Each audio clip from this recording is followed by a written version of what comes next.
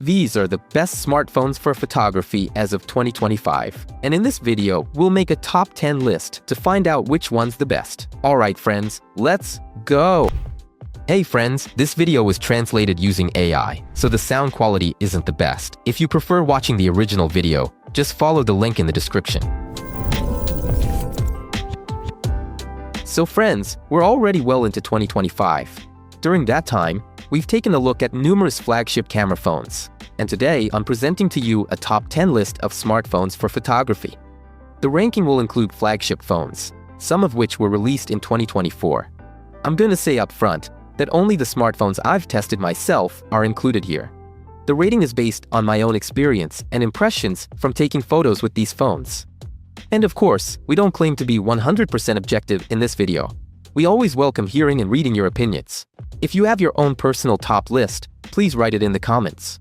Let's also immediately define the criteria by which we'll be evaluating the photo capabilities of smartphones. First of all, of course, it's the physical characteristics of the cameras and the performance of the algorithms. Image processing algorithms are an essential part of modern mobile photography. Chinese smartphones, for example, typically have algorithms that work quite aggressively, whereas other devices try to show more natural results. The second point is shooting non-standard photos, such as macro or RAW, and also shooting in challenging conditions. Because when there's good lighting, almost all of our participants handle standard landscape shots without any problems. Of course, interface convenience is also important. It should be clear, without unnecessary clutter and confusing settings. And last, but not least, is price-to-performance ratio. That's a crucial factor. The configuration for all smartphones is 256 GB, and the physical SIM card is mandatory. Well, that's enough of a long introduction. Let's move on to the ranking.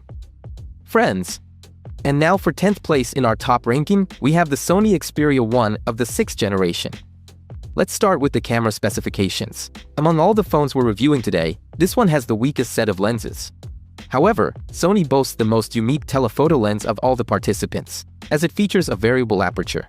Of course, the smartphone itself isn't the newest anymore, and it's important to say that Sony released the Xperia 1 of the 7th generation this year. There aren't many changes though. They only updated the ultra-wide lens. Let's start with the strengths of the photo capabilities. All daytime photos taken with the main camera block turned out saturated, contrasty, often with the cool white balance, but overall they have a pleasing color rendition. I also want to note the fast shutter speed mode.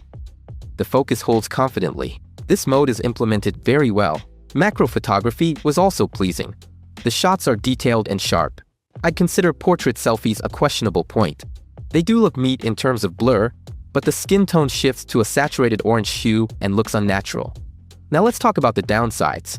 Daytime selfies look weak, with oversaturated skin. The skin tone is unpleasant, with a noticeable red tint. Portrait photos taken with the main camera often have a harsh blurring border and a narrow dynamic range. When shooting into bright light, the background falls out of focus. The smartphone also failed our signature spoon fork test. The zoom range of the camera is limited to 21.3x. Detail is weak and doesn't match the results of the Samsung S25 Ultra, which we compared this smartphone to. The night photos, from both the front-facing camera and the main block, turn out to be noisy, with blown-out light sources and oversaturated colors. They often look quite soft. You can buy the smartphone today for a price starting at $1,040, which, in my opinion, is unreasonably expensive. And now, number 9. The OnePlus 13. Let's start with the camera specs. The front-facing camera is decent, 32 megapixels, and the main module includes 3 lenses. The optics are quite standard for a flagship smartphone.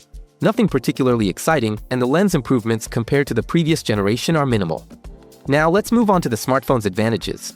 Photos taken with the main camera block, both in good lighting and low light, turn out to be high quality, saturated, and pleasing in color. The macro photography was also impressive. It looks good when shooting zoomed in, up to 3 and 5x. Raw daytime shots are excellent and lend themselves well to post-processing. There's a convenient burst shooting mode that works stably, delivering clear and high-quality photos. Among the interesting features here is the angle slope mode, where you can manually adjust the focus area within the frame. The OnePlus 13 also excels at portraits in low light. The shots are noise-free, contrasty, and sharp. In night portraits without blur, the phone actually brightens faces, emphasizing the foreground in low light. There's a night mode here, which genuinely improves the results, making the frames bright and clean. And long exposure shooting is implemented conveniently and produces beautiful results. It's done simply through the camera menu, and there are several presets for different scenarios. There are some questionable aspects.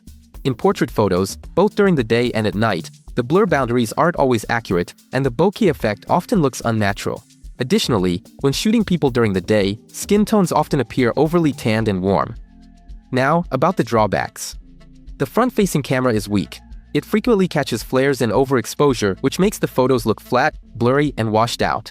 The same problem applies to portrait selfies, where the blur boundary also works unreliably. We observe similar nuances with nighttime selfies as well. At high zoom levels, with the main camera block, the algorithms often work too aggressively, causing many details to smear and disappear. This includes shooting people. This leads to the next problem. The maximum zoom of 120x is essentially useless. The text and fine details on it are lost, and the photo looks blurry. Our fork and spoon test also failed, which indicates inaccurate work of the blurring algorithms with thin objects in the frame. Night RAW photos are quite weak, with noticeable noise that can't be corrected during editing without using digital noise reduction. Astrophotography on the OnePlus 13 isn't its strongest suit either. The result looks rather mediocre. The OnePlus 13 currently costs around $625, which makes it the most affordable option from today's list. A pretty interesting phone for photography at that price. In 8th place, we have the Honor Magic 7 Pro. We're displaying the front and main camera specs on screen now. There's a quite interesting set of optics here, including a powerful telephoto lens. It all looks confident on paper, but what about in practice? The front camera produces good photos in daylight with a wide dynamic range. Even when shooting against the light, the sky retains details without being overexposed. And in twilight and at night, the front camera is aided by illumination, which ensures the face looks evenly lit. The overall pictures remain sharp and noise-free, although the white balance sometimes raises questions. Portrait photos on the main camera are neat, with even and correct blurring. The smartphone passed the spoon and fork test well, making a tiny error only on one zoom level. Landscape shots during the day look bright, saturated, and beautiful. But even in low light, the image remains contrasty, deep, and detailed. Long exposure photography is implemented conveniently. The result looks impressive and well-balanced. Honor also handles lunar photography confidently. Even with zoom up to 100x, the photos look expressive and detailed. I would classify the RAW photos here as questionable. The photos themselves turn out normal, neither the best nor the worst on the market. But the problem is that on this smartphone, RAW photos are only available on the main lens, whereas most competitors can shoot them with all lenses. Now let's talk about the downsides. The smartphone takes photos with excessive processing. Skin looks tinted, and on some frames the camera even colors in the lips. That looks strange. Digital zooms above 10x lose detail. The algorithms distort textures and inscriptions. Ultimately, the Magic 7 Pro falls short in this respect compared to the Samsung S25 Ultra. The camera interface is overloaded, and the modes are arranged inconveniently and unintuitively. The Honor Magic 7 Pro can now be found for a price starting from $940 for the global version, relatively inexpensive for our top picks. And now, number 7. And that's the iPhone 17 Pro Max. Here it is, the main novelty of 2025. What about the cameras? The main module has remained practically the same as on the 16 Pro Max. The main update is the new 48-megapixel telephoto lens, which now provides 4x optical zoom. They also updated the front-facing camera, but of course, technically, this isn't the most powerful main module among the competitors. But let's talk about what we have in practice. Let's start with the good. Selfies, including portraits in good lighting, turn out to be high quality, contrasting with a natural and pleasing skin tone. It was also pleasing to see the standard and wide-angle shooting options. Plus, there's a unique and interesting feature that switches the shooting orientation from vertical to horizontal. The smartphone demonstrates consistently good daytime photos using the main camera block. Both landscape and portrait shots look great. The colors are soft, neutral, and not oversaturated. The camera also handles backlighting very well, almost every time. Portrait photos taken with the main camera block in daylight are also neat and of high quality. The detail on the new 4x telephoto lens is decent in daylight. Both the 4x and 8x zoom levels provide a perfectly usable result. When shooting in RAW during the day, the iPhone offers a wide margin in dynamic range. You can pull out a lot of detail during editing. Night landscape photos look quite normal. They're contrasty and have accurate color reproduction. The night mode works great for astrophotography. The photos are of good quality, and the sky is well defined. The clouds look striking too. We're also adding live photo to the positives. a simple and clear tool with a variety of settings and the ability to take long exposure photos. The interface has also become more convenient and understandable. I enjoyed interacting with it. Let's move on to the controversial aspects. I'm going to include the signature sandy tint and the soft color rendering, which isn't to everyone's taste. What else? The new 40x zoom delivers a readable, decent result both day and night. However, in terms of sharpness and detail, it still falls short of many competitors, especially those offering zoom up to 100x and even more. And what about the drawbacks? The front-facing camera works well during the day, but unfortunately, at night, it introduces noise and captures photos with weak detail. Skin tones often appear orange as well. Macro photography is also a weak point of the new iPhone. There's the same problem here as with Samsung. The macro mode is implemented using the ultra-wide and main camera. You have to take photos from a very close distance to the subject. And the resulting images look poor when compared to those from its Chinese competitors. Our signature fork and spoon test, the iPhone completely failed, losing to both Vivo and Samsung. Portrait shots in low light are disappointing. The iPhone blurs fine details, the blur boundaries are inaccurate, and the sharpness and detail of the images leave much to be desired. And another drawback relates to shutter speed. It's activated through the night mode and implemented inconveniently.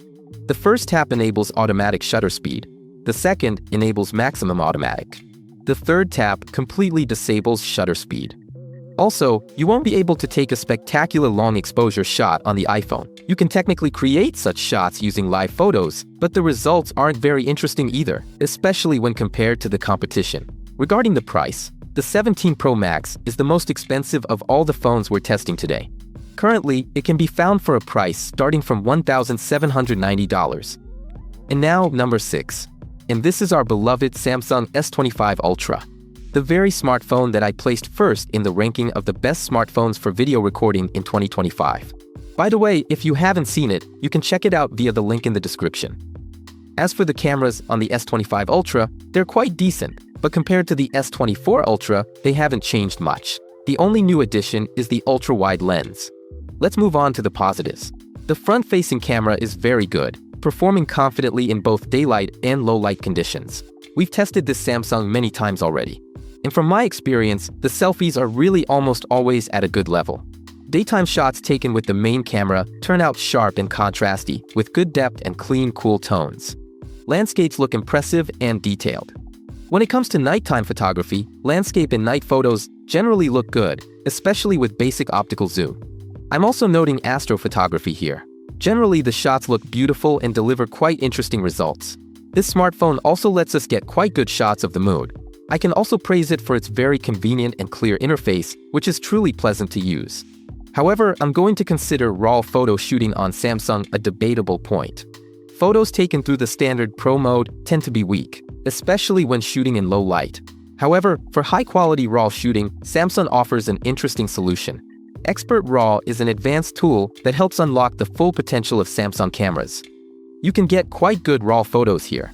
For those who are interested in taking photos with advanced features, it's best to use Expert RAW on your Samsung.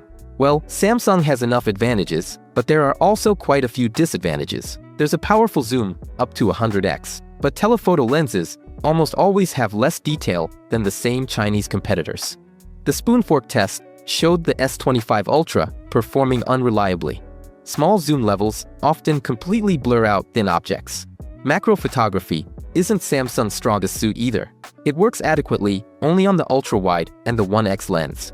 However, to achieve a good result, you need to bring the smartphone very close to the subject being photographed, which isn't always convenient. When shooting macro with zoom, Samsung starts to have problems both with focus and with the quality of the photos themselves. Noise constantly appears in dark scenes. Whether it's a selfie or a photo with digital zoom in low light, night portraits often turn out noisy, and the skin in them looks pale. The Samsung S25 Ultra can now be found for a price starting from $1,000.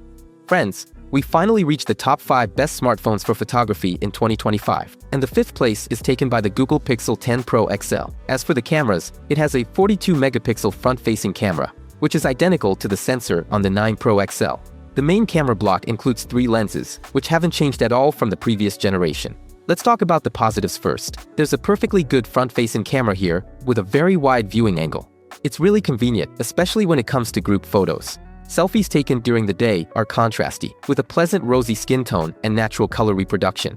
Portrait selfies are mostly neat, with high detail and soft background blur. Photos of people taken during the day look natural, with neutral white balance and pleasing colors. Landscape shots taken during the day are calm in tone, natural, and without excessive processing. The photo zoom up to 5x delivers excellent quality, details are clearly readable, and the new maximum zoom of 100x actively utilizes algorithms. The smartphone is quite capable of competing in zoom range with something like the Vivo X200 Ultra. Raw photos taken during the day and at night offer a wide dynamic range, are easy to color grade, and provide an excellent color depth. This is one of the smartphone's strengths. Night selfies look sharp and detailed, with lower noise levels than competitors. Night landscapes appear realistic and balanced, with natural colors. Astrophotography yields a quality result. The stars are discernible, the sky looks even, and the moon photos turn out decent even at 100x zoom. The result is on par with the main competitors. Let's move on to the controversial aspects. I'm noting again the aggressive algorithms when shooting with digital zoom. Of course, the algorithms clean up photos and remove noise, but in doing so, fine details are lost. The smartphone also has its fair share of drawbacks. Portrait shots often produce errors along the blur boundary and struggle with small elements like hair. The portrait mode itself is inconvenient and limited. Only 2 basic zoom levels are available. The zoom is fixed at 3x, and the blur is applied when processing the photos. Macro photography can also be considered a weak point of the Pixel. Macro focus mode only works in the 1x and 5x range, and it disables when switching to a different zoom level. The quality of the macro shots themselves is mediocre.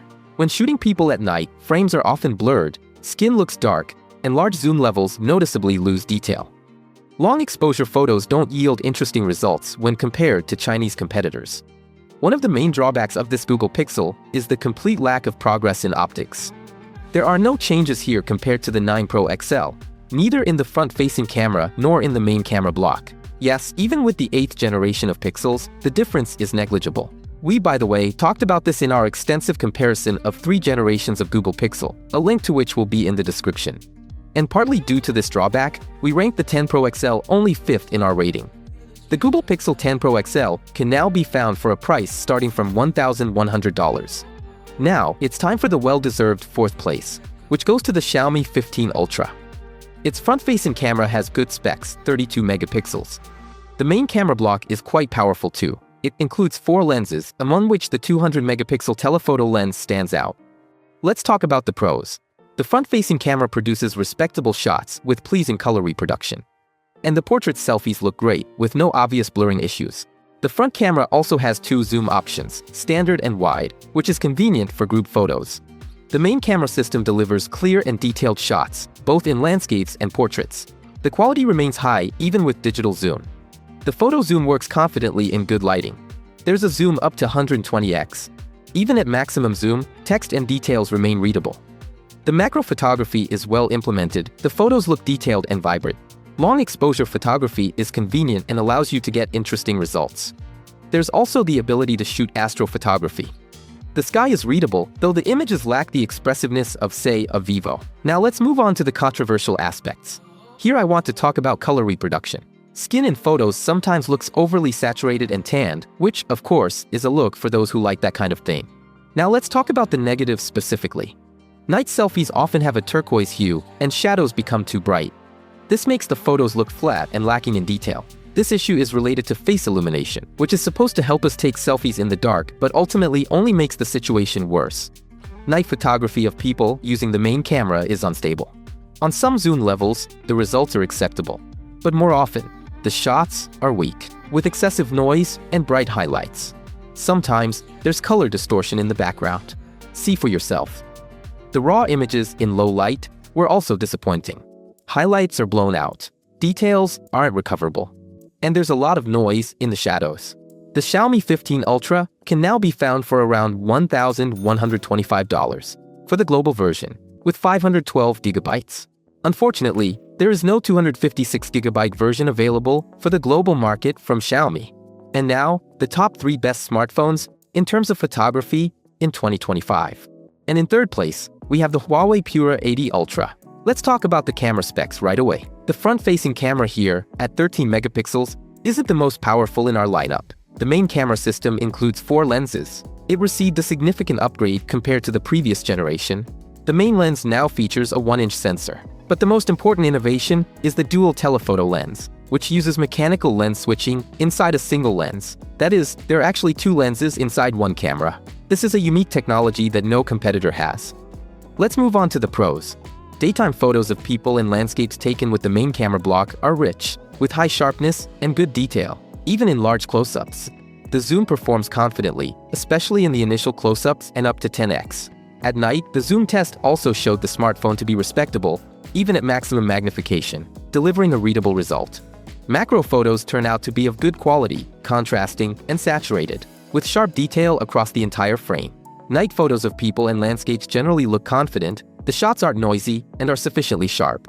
Light sources are well defined, and color reproduction is accurate. The moon photos are a strong point of the Pura X8 Ultra. Even at maximum zoom, the frames look sharper than those on the Vivo X200 Ultra. Astrophotography also deserves praise. The sky is readable, and the foreground is well defined. Raw photos taken during the day offer a good color and contrast range, and are easy to edit. Regarding the camera interface, I found it simple and clear, very user-friendly, and convenient for all photography modes. That's definitely a plus for the smartphone. I would classify the front-facing camera as a questionable aspect. Selfies in good lighting usually turn out contrasty and detailed. Portrait selfies are neat. The blur boundary is soft, with no major errors. However, skin tone can be very pale even in good lighting, and with bright light, it can be oversaturated and overly tanned. The dynamic range of the Huawei's front camera isn't very wide either. The camera handles backlight very unreliably. I'm also noting that the camera algorithms sometimes work too aggressively and can soften details at high zoom levels. This happens both when shooting people and in macro photography. There are also enough drawbacks. Portrait photos turn out uncertain. The smartphone struggles with fine details like hair and frequently produces artifacts at the edges of the blur. Because of this, Huawei unsurprisingly failed our spoon fork test on almost all zoom levels. Selfies in low light turn out dark, pale, and noisy. The front camera struggles with light sources and frequently flares. Photos are often overexposed. Sometimes, the smartphone produces a pale result with turquoise hues in nighttime shots of people. These photos look unpleasant. The raw photos at night are extremely weak, with a lot of noise. It's practically impossible to salvage them in post-processing without digital noise reduction. The Huawei Pura X8 Ultra can now be found for a price starting at $1,235. However, it has a minimum storage capacity of 512 gigabytes. And silver, meaning second place, goes to the Oppo Find X8 Ultra. What about the camera specs? The front-facing camera is 32 megapixels. The main camera block includes 4 decent lenses, all 50 megapixels. There are 2 telephoto lenses that have a wider aperture. One of them has a larger sensor compared to the X7 Ultra. Now, about the strengths. The front-facing camera performs consistently in daylight. Selfies turn out pleasant, detailed, and natural. Photos of people taken in daylight with the main camera block are saturated and contrasty, with pleasing color reproduction and natural skin tones. Portrait photos taken with the main camera, both in good and low light, turn out excellently. The blur boundary is precise, the skin tone is pleasing, and there are no serious contour errors. It confidently passed the fork and spoon test, showing almost a perfect result. Landscape photos look quite good in any conditions. There are no questions about them. The smartphone's focusing range is quite up to par with market leaders. The maximum zoom reaches 120x, and on all close-ups in daylight, the smartphone performs like a true flagship. Macro photos are detailed, sharp, with good magnification and high quality. Raw photos taken in daylight provide a good dynamic range and are easily retouched in post-processing. Long exposure photos are well implemented. There are nice presets for shooting, and the results look impressive.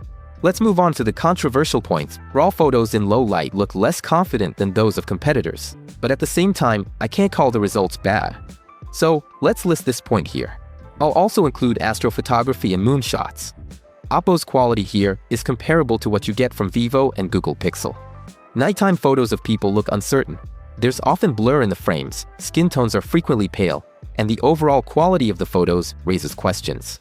The Oppo Find X8 Ultra can currently be found for a price starting at $1,000. Ladies and gentlemen, here we are at today's winner.